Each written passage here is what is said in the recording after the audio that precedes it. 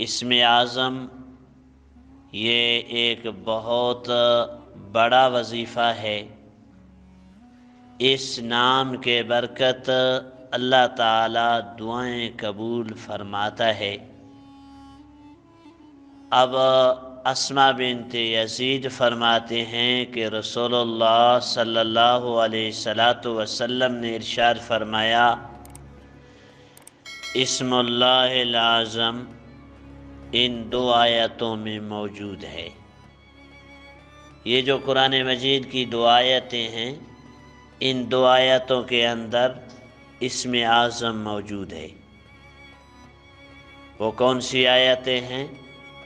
ایک ہے وَإِلَٰهُكُمْ إِلَٰهٌ وَاحِدٌ لَا إِلَٰهَ إِلَّا هُوَ الرَّحْمَٰنُ الرَّحِيمُ، اور دوسری آل عمران کی ابتدائی آیت الف لام میم اللہ لا الہ الا هو الحی القیوم۔ یہ دو آیتیں ہیں۔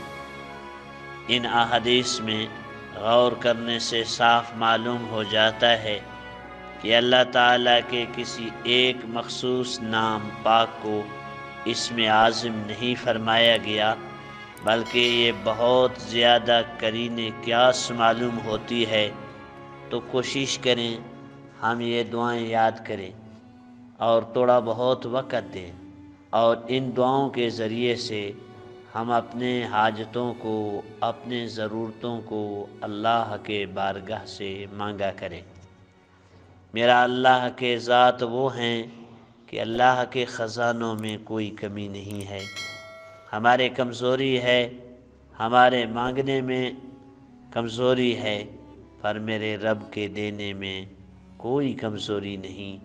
اللہ کا دروازہ ہر وقت کھلا رہتا ہے، بندہ ہر چیز اللہ سے مانگے۔